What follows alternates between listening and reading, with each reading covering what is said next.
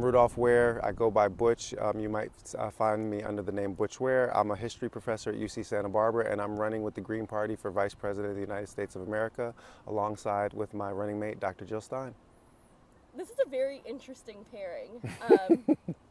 Demographically, identity-wise, can you talk about that? I mean, Jill Stein is what? Is she Jewish American? You're Muslim and Black? Anti-Zionist Jewish white woman and Black Muslim radical scholar. I've had a few speeches where I said, it's kind of like a joke, that writes itself, right? An anti-Zionist Jewish doctor and a Black radical Muslim scholar walk into a White House. You do the punchline, right? So it's made us a difficult target for people that have, kind of tried to attack our campaign in a bunch of different ways, because it's obvious that we're transcending a lot of divides that exist in people's heads. Understanding that when it comes right down to it, Black, white, Muslim, Jewish, believer, atheist, the American people want the same things. We want affordable health care. We want affordable housing. We want political authorities that don't take all of our tax dollars and use them to kill kids in other countries. We want an actual democratic system that isn't run by corporations, so that the American people's will is represented. And so, Dr. Jill, it's also a generational divide, baby boomer and Gen X.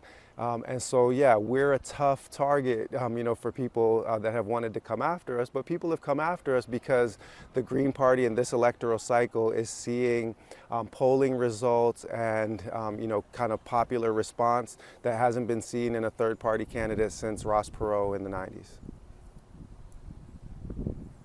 The Green Party, it's very grassroots. Yep. Jill Stein said it wasn't even something that she sought out, but it came to her because of, what her values in politics are. Yep. And she talked about, being a doctor and how all of this is affected by what happens at a political national level. Yep. It all trickles down. The fact that it's grassroots is a huge obstacle in the eyes of many people. Sure. The Green Party does not accept PAC money. At all. Which sets it apart from both the Democratic and Republican parties. Yep. Which makes it extremely difficult to gain traction when you don't have as many resources as the Democrats and the Republicans. What do you have to say for that? You don't fight legalized corruption with additional corruption.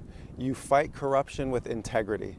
So the reality is that both Team Blue and Team Red are wholly owned subsidiaries of AIPAC, a political action committee, and the war machine, Raytheon, Lockheed Martin, Boeing, General Dynamics, and something like 50 to 60%, depending on what you count in which category, of our congressional budget every year, it's over $1 trillion, it's between $1 and $1.3 trillion, goes directly to that war machine. So it's not just that we don't take PAC money, we also don't take any corporate money.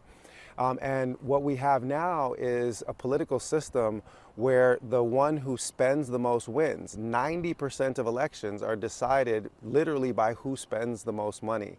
And that's not what the American people want. In most societies in Europe and in other places, the centralized government gives an equal amount of funding to different recognized political parties, and the people with the best ideas and the best policies and the best candidates win the elections. But the Democrats, for example, have raised $1 billion. And yes, it is an uphill fight, but we actually only have to win that uphill fight one time to bring about campaign finance reform and public funding of elections. And after that, the American people can actually have a conversation that is about getting our needs met rather than the needs of corporations met.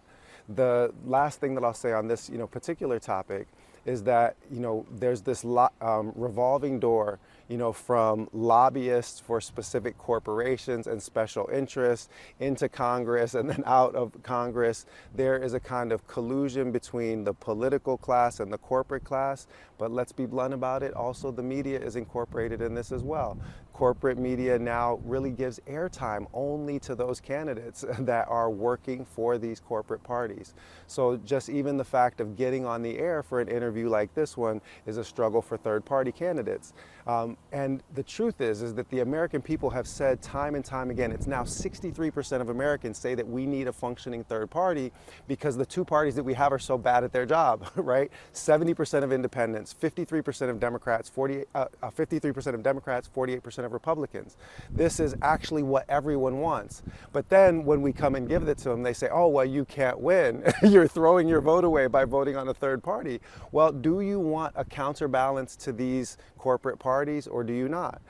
You are going to have to, at some point in time, invest in a sane alternative that isn't being governed by special interests and by Wall Street. You say this, but a lot of critics of the Green Party would ask, well, where are you guys in local politics? Where are you at the state level? How do you gain momentum when you guys are running for the highest office as opposed to starting at the bottom and building a base that way? So I'll connect it to the last question. So it's hard for us to, to raise enough money to run national advertisement in the midst of presidential campaign. We're not going to be doing publicity on all of the 1,500 plus Green Party elected officials that have been elected over the past couple of decades. I'll tell you about one. When I grew up, I'm originally from DC, then moved to the south side of Minneapolis. When I grew up on the south side of Minneapolis, my best friend was of indigenous background. His mom, Annie Young, was the first ever Green Party elected official in the state of Minnesota. She was a Park and Recreation Board director from 1989 till 2018. And what Annie Young taught me was that the Green Party is full of public servants. We don't have any politicians. We have public servants. And those are public servants that are doing the work of public service. They're not doing the work of self-promotion and trying to get the word out on their activities. This idea that the Green Party isn't doing anything between electoral cycles is pure fiction. And what's more, it is really incredibly important that we run in those presidential races every 4 years for a very simple reason, is that if you don't, you lose ballot access in most parts of the country. There are a lot of independent and third-party movements that have managed to get ballot access for one electoral cycle or two. The Green Party, founded in 1984, Macalester College in St. Paul, 40 years and going strong, and this year 510 electoral college ballots worth of access across the country. 95% of Americans can vote for the Green Party in this upcoming election. So part of that process of guaranteeing that we stay on ballots means you have to run a candidate. And the better that that candidate does, for example, in this electoral race, if we get just 5% of the national popular vote, that will release almost $60 million of federal funding that will allow us to run the next election. So just by showing up and supporting this option, just by showing up and saying, for example, I want to vote against genocide. I don't want either Team Blue or Team Red, Team Blue that is doing the genocide or Team Red that is promising to finish the job. I don't want either party that is committed to genocide to do that in my name. So I'm going to go into a voting booth and I am going to vote green, even if it's just at the top of the ticket. You do that just at the top of the ticket, and not only will you empower the third party that every American knows that we need, but you will also give us access to the funding to compete with public money against these big spenders that are in the pockets of corporations whose souls are folded on tiny little pieces of paper buried deep in the pockets of AIPAC. You will also give us access to a debate. Presidential debates go a long way because I believe that the American people are not fools.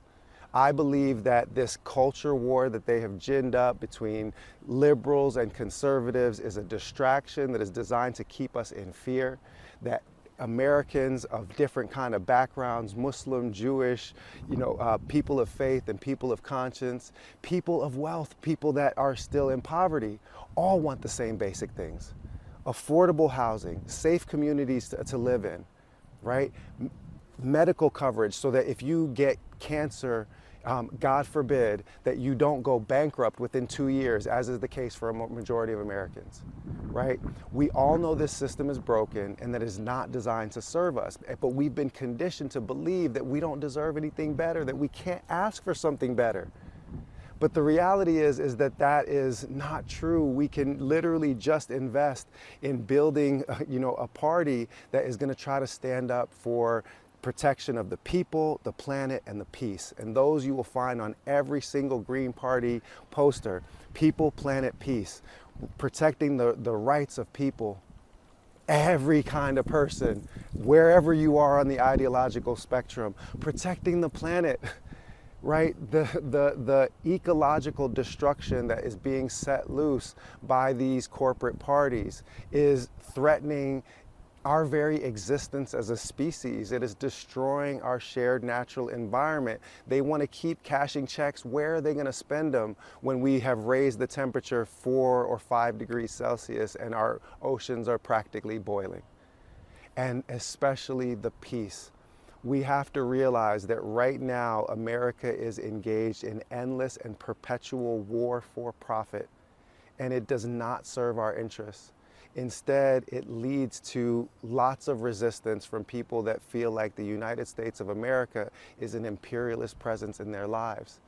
The reality is if we stop squandering all of the resources of this incredible country, attacking people in foreign countries and risking the lives of American kids that go fight in those places, then we would have plenty of money to cut your taxes here and still give you all the social programs that we all know that we want and need for a better society. The reality is that they are going to do everything that they can to silence this message, and people like me and Dr. Jill Stein. But the future is green for the American people. We are going to grow this party in this electoral cycle, in between these electoral cycles. And I've said this before, I'll say it now, is that if we don't land this knockout punch on November 5th of this year, I'm running for governor in state of California in the midterms in November 2026. I'm going to make sure that a people-powered party is at the forefront of local political conversations here in the state of California. Because Gavin Newsom reached his term limit, and with all due respect, nobody's ever heard of the Democratic or Republican replacements that they want to bring in. And I'm absolutely committed to the idea that change starts here at home. So you ask the question, why are we not doing anything between elections? For sure, I am going to be working between presidential elections to build the Green Party right here in the state of California and to bring this agenda of serving the American people right here to Cali. I have to talk about your identity because it's something that you lead with quite often. Sure. You're Black, you're Muslim. Very much both. And what's interesting about leading with that is back during the Obama election, it was the very thing that created a movement for people to not vote for him. It's because he was Black and because there was a conspiracy that he was Muslim. And the birther conspiracy also, which was tied to it, right? Trying to paint him as foreign. Well, good luck trying to paint me as foreign as a Black Muslim. I'm going to tell you this. I have 2 grandfathers that served this country as veterans, one Black and one white. But this country served them very differently in return for their service. My ancestors, Rudolph Ware Sr., and the reason why my name Rudolph Ware, my government name, is on the ballot rather than the name that I usually go by, which is Butch, is because I wanted American history to record my grandfather's name, Rudolph Ware Sr., to record my father's name, Rudolph Jr., to record my son's name, Rudolph Ware IV. So Rudolph Ware comes from originally an area called Ware County in Georgia, where my ancestors were owned on a plantation on that side of the family. So my people go back to before there was a United States of America in a place like Georgia. So they can do whatever they want, with Obama, who turned out to just be a Black imperialist anyway, right? Bombing Yemeni kids with drones, having a Gaddafi assassinated, and now there's an actual African slave trade because of the destabilization in Libya. But no one will ever be able to say that my story isn't the most American of stories. Because on my mother's side, too, my grandfather, Robert Traynor, served this country. But guess which side of my family is buried at Arlington National? And guess which side isn't?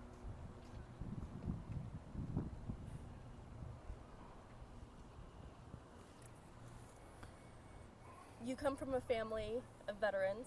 Yep. And yet you speak out against the U.S. war machine. Yep. When that's a huge part of your ancestry and who you are. Can you kind of explain that juxtaposition?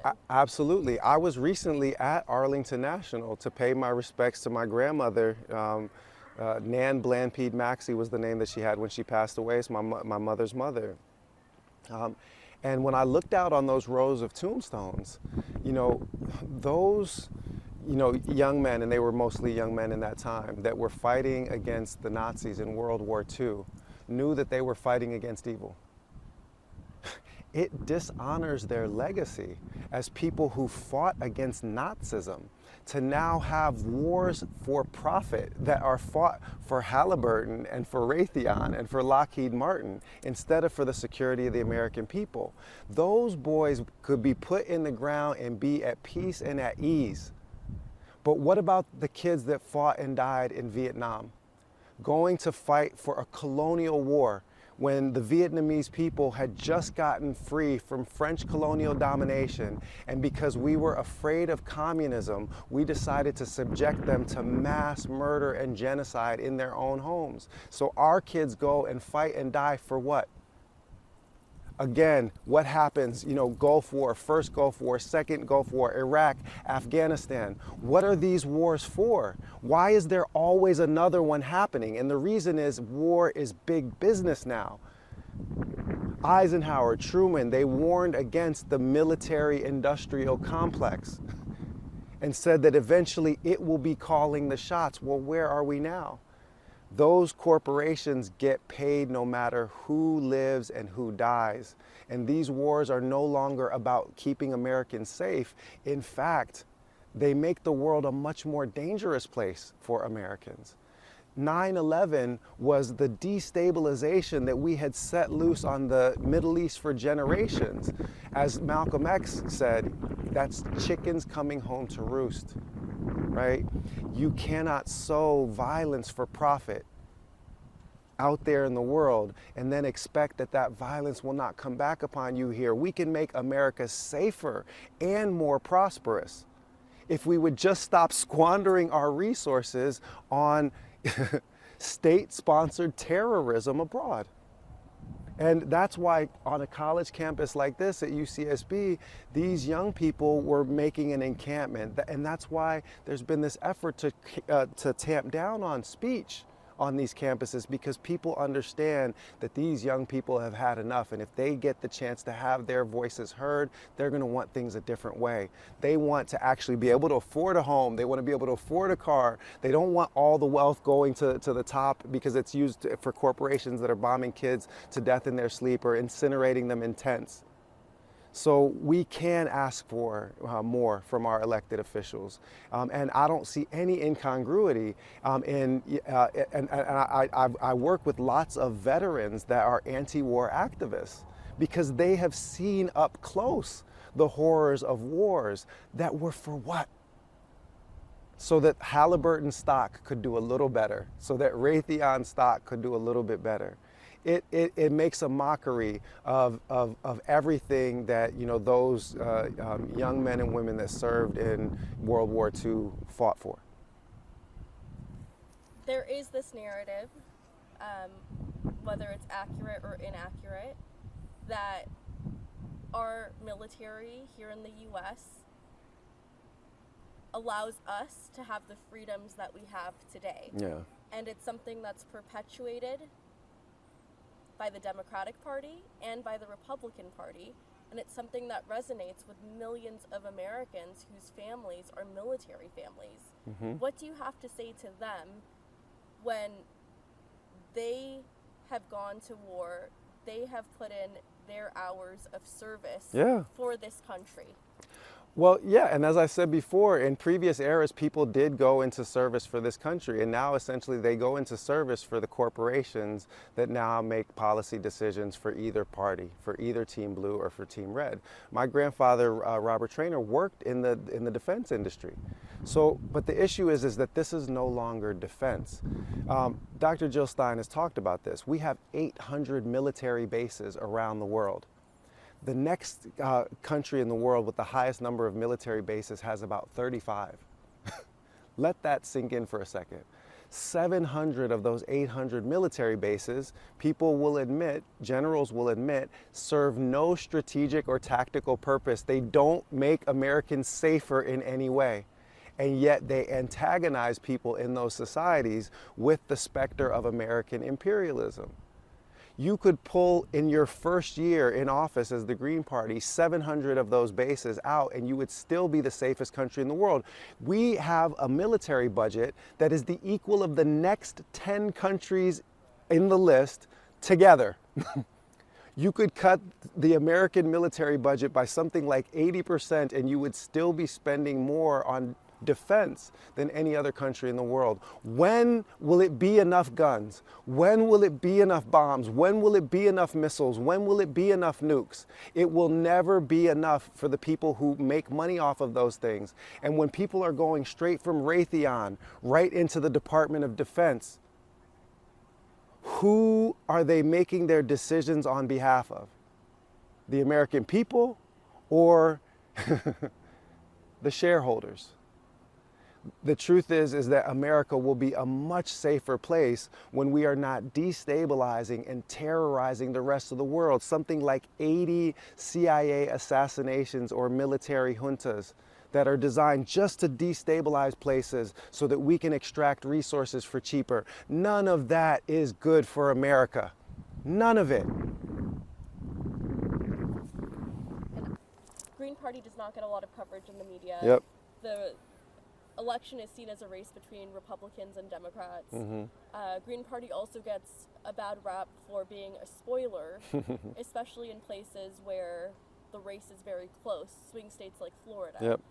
What do you have to say to people who are urging people to vote for one side over the other and not vote Green Party because they think it's going to ruin the election? You're throwing your vote away. You're throwing your vote away, or it's a spoiler vote. So here's the reality.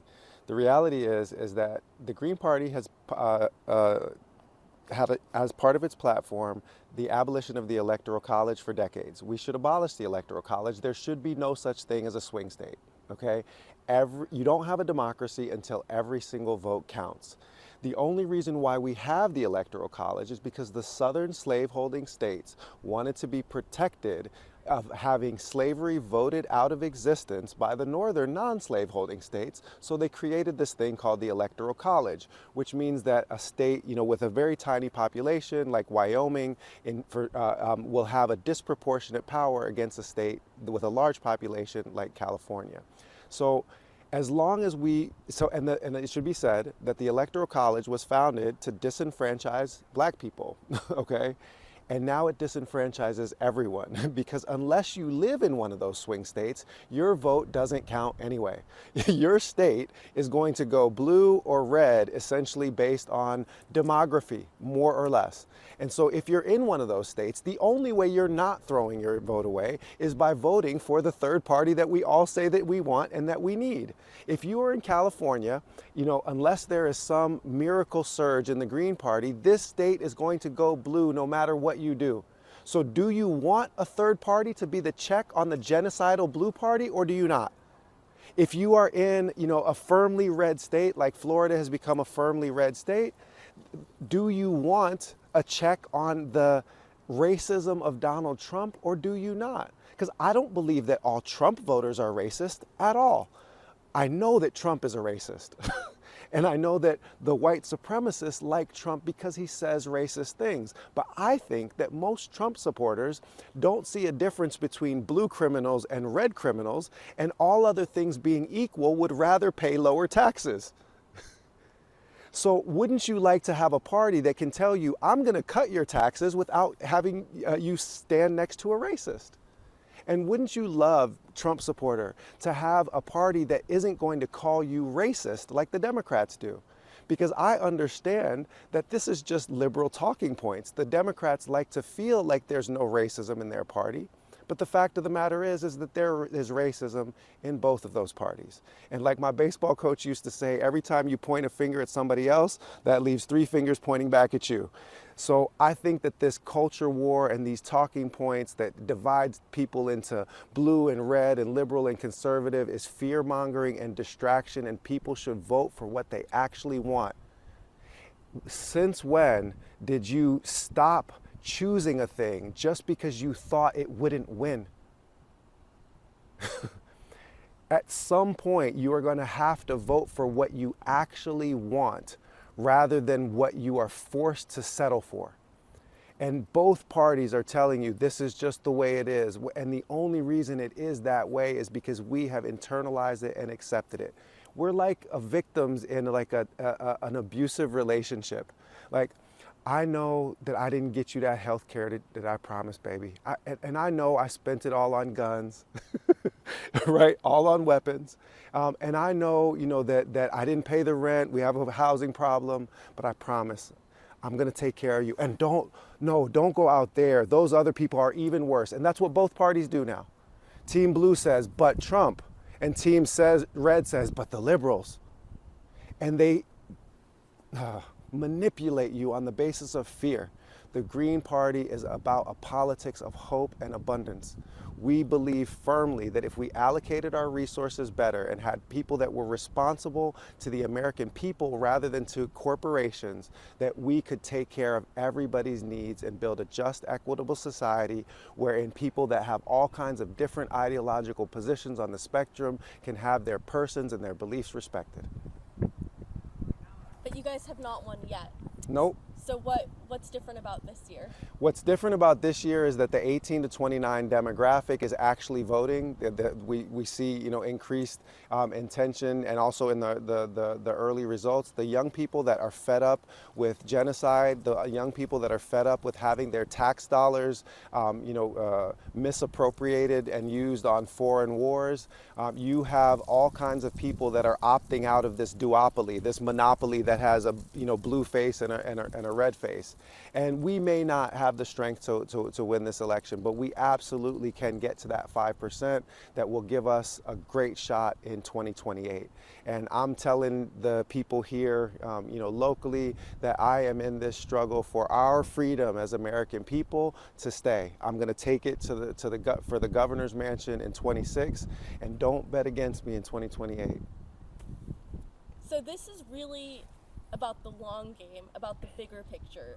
This isn't about winning this election. This is about mustering up enough support so that eventually there will be a Green Party elected in what will, in your eyes, hopefully become an antiquated two-party system.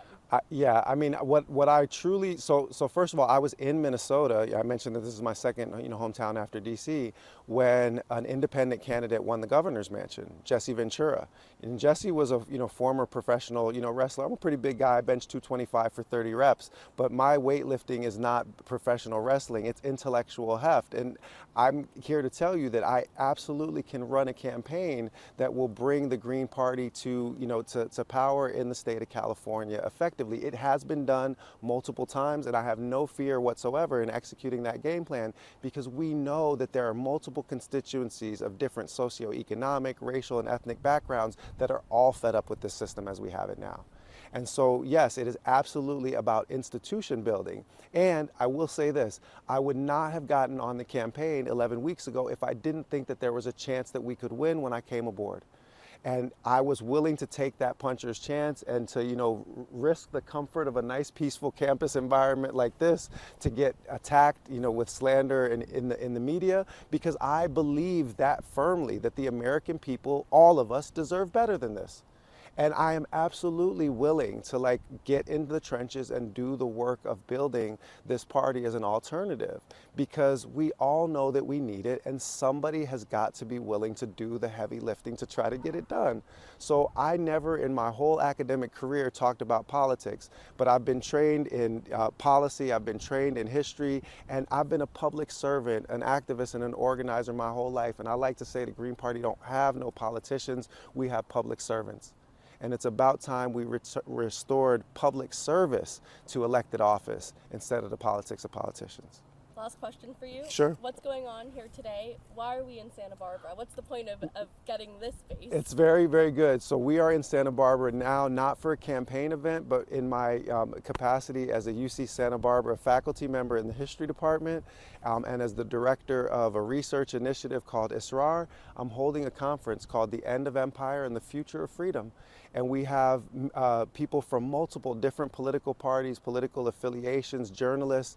The Pulitzer Prize winning Chris Hedges gave our opening keynote. Dr. Jill Stein will give our closing keynote. We've heard from Saul Williams, Breonna Joy Gray, We've had panels on big tech and the way that big tech is using surveillance now against the American people. We've had panels on restorative justice in the state of California and how to keep California, from essentially continuing to grow this massive prison population. So we are here in the spirit of freedom, intellectual freedom and political freedom. Let's talk about Israel and Palestine. Yeah. Because this is a huge issue that differentiates your campaign from Trump's and Harris's campaign. We are the only non-genocide party on the ballot with enough electoral college access to actually scare them. And that's the reason why they have made, hit pieces, national advertisements attacking our campaign. I smell fear. For the first time, they're afraid of us. They've never run national campaigns against the Green Party. And the reason that they're doing it is that their internal polling shows what I have known for a long time, is we are stealing votes from both sides. People talk about we're ruining it for Team Blue, but the two most recent polls show that we're stealing more Trump voters than Kamala voters in a lot of precincts and a lot of districts. The reality is that this is not about left or right. It's not about liberal or conservative. The American people are fed up with both of these genocidal parties. Remember, as early as 3 months into this genocide in Gaza, 70% of the American people were already in favor of a ceasefire. 55% of American Jews were in favor of a ceasefire by December of last year. The American people have not wanted their tax dollars used in this way. It's very, very simple. I hope this one makes the tape. The American people do not like their tax dollars being used to kill kids. But both of these parties get paid by AIPAC and by warmongers to kill kids. And they risk losing elections because they kill kids. But they are not afraid of losing elections. They are afraid of losing those paydays from those companies and from AIPAC. So they're going to keep right on killing kids. If you do not want your tax dollars used to kill innocent civilians, then you can actually vote against genocide in this election. Is this issue big enough to win an election, the issue of Palestine and Israel? I don't think that it's just the issue of Palestine and Israel. It's the issue of our civil liberties and basic freedoms here as well. Because even in democratic states like the state of California, they sent cops in riot gear, armed, to take, it was right here. The encampment was right here, okay? The encampment was right here, and they sent 100+ cops in riot gear to remove 30 unarmed kids from tents, violating their constitutionally protected rights of free speech and assembly on a campus that they pay tuition to go to. Why? Because whatever we do abroad eventually comes back home. If we sow fascism abroad, then fascism is going to come back to us at home. And the Democrats keep saying, Trump is going to bring fascism. Buddy, fascism is already here. If you can't even say free Palestine on a college campus without the threat of being doxxed or harassed, then you are already living in a fascist environment. We can do better. Our basic rights are being assaulted, and what's happening to us right now is so much worse than McCarthyism was in the 50s. And then also when it comes to the issue of Israel and Palestine, this is an issue where both Jews and Muslims fear for their safety here at home. Yeah. There's a rise of Islamophobia, there's a rise of anti-Semitism. What do you have to say to people who feel like your platform is inherently anti-Semitic? It is not anti-Semitic to say that you oppose genocide. The overwhelming majority of people in many of these protests are anti-Zionist Jews. Judaism, as Dr. Jill Stein, raised Jewish after the Holocaust, attending school, a Reform synagogue, was taught that the values coming out of the Holocaust, and she's talked about this many times, is that the Jewish values means never again for anyone. People want to try to conflate Judaism, a beautiful system of religious meaning and an ethnic identity, with Zionism, a political philosophy that has been about removing Palestinian people from their lands. Those two things are not the same. And any effort to conflate those is obfuscation. People are trying to trick you into thinking that it is anti-Semitism, but it is not. If I say something about the policies of the state of Saudi Arabia, does that make me anti-Arab? If I say something about the policies of the Chinese Communist Party, does that make me anti-Chinese? So then if I say something about the genocidal exterminatory policies of the Zionist state of Israel, why does that make me anti-Semitic? Why is a certain country exempted from any political critique? It has nothing to do with anti-Semitism. Hatred of the Jewish people because of their ethnicity or their religion is odious in my sight. Hatred of anybody because of their identity or their faith is odious in my sight.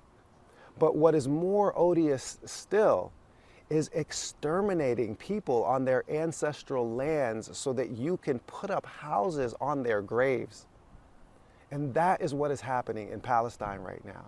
And if you have not been following the news, then you need to inform yourself on the real history that's been written even by Israeli historians like Ilan Pappé that talk about this project of ethnic cleansing that has been ongoing since the Second World War. What happened is that in the 19-teens and 1920s, Zionists in Europe, and by the way, the majority of Zionists were then and still are Christian. Christian Zionism is more expansive political philosophy than Jewish Zionism. Christian Zionists supported Jewish Zionists in the teens and 20s in the occupation of Palestine and after World War II because of the heinous Holocaust of the Jewish people. The Europeans decided to offload their Jewish problem onto the Palestinians. They carved out a new homeland for Ashkenazi Jews, white Jewish populations, to be given land that had belonged to Palestinians. And Palestinians have been striving to get their ancestral lands back ever since. Whatever the media might have told you, this is not about religion. It's not, oh, haven't they been fighting for 1,000 years? No. It's been since World War II, when people were cleared out then, just like they're clearing people out now. And it was murderous then, and it is murderous now, and it's being done in our names and with our tax dollars, and Americans should have the right to say no, and we have, but our political authorities don't listen. Let's fast forward to 2025. Yep. It's your first day in office in the White House. What do you and Jill Stein do? First day in office. Dr. Jill Stein has said she won't even wait for the first day in office. First day after the election, if we land that knockout punch, she calls Benjamin Netanyahu and says the arms embargo is coming. At any point in time, Joe Biden or even Kamala Harris could call for an arms embargo. In 1982, Ronald Reagan, the last time Israel invaded Lebanon and inflicted thousands of civilian casualties, Ronald Reagan called Menachem Begin and called what the Israelis were doing in Lebanon a Holocaust. He intentionally used the same word that described the Nazi extermination of the Jews. He said, you are doing a Holocaust against these people. And if you don't stop, not only will I cut off the weapons, but I will cut off diplomatic ties. Within 24 hours, that genocide was over. Ronald Reagan knew to make that phone call. Joe Biden doesn't. Kamala Harris doesn't even have the moral compass to call for that, even if she doesn't have the power to make that call. Jill Stein will make that call first day after the election. She won't wait till she gets in office. When we get into office, Jill Stein will initiate antitrust legislation against the media conglomerates so that the mind control exercised over the American people. She will also declare a climate emergency, which will unlock $500 billion in emergency funds that can then be used to create the green jobs that we all know that we need to lessen our dependency on fossil fuels, which are heating up this planet. Even without a single friend in Congress or a single friend on the Supreme Court, there is a lot that you can do from the executive branch. And I would love the opportunity to be sworn in to do exactly those things and to report for duty and say, yes, Madam President, and to have the first Jewish president of the United States and the first female president of the United States, Dr. Jill Stein. Why were you chosen as her VP running mate? Was it a shock to you? Completely shocking. I've never spoken about seeking elected office in 20 years, and if you'd given me 20 lifetimes, I probably wouldn't have gone out of my way to do it. I have focused on doing the work in communities and in classrooms and organizing.